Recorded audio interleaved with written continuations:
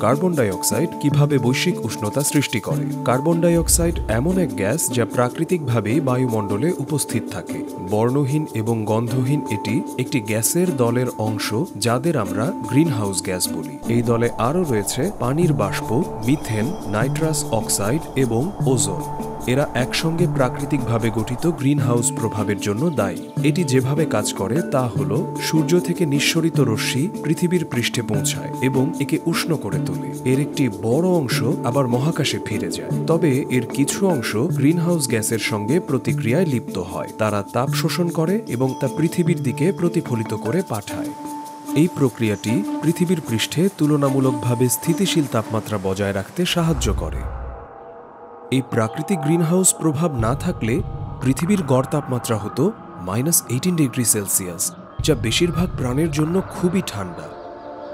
এখন প্রশ্নে ফিরে আসা যাক। বায়ুমণ্ডলে কার্বন ডাই অক্সাইডের মাত্রা খুবই কম হলেও এটি গ্রিনহাউস প্রভাবের ওপর বেশ বড় প্রভাব ফেলে। কার্বন ডাই অক্সাইড প্রায় 20 থেকে 30% গ্রিনহাউস প্রভাব সৃষ্টি করে। এর অণুর গঠনের কারণে এমনটি হয়। কার্বন ডাই অক্সাইড, মিথেন বা পানির বাষ্পের মতো যেসব অণু 3 বা ততোধিক পরমাণু নিয়ে গঠিত, তারাই পৃথিবী থেকে বের হওয়া তাপের সঙ্গে প্রতিক্রিয়া করে। এই তাপ তাদের অণুগুলোকে কাঁপতে বাধ্য করে এবং তারাও তাপ তৈরি করে।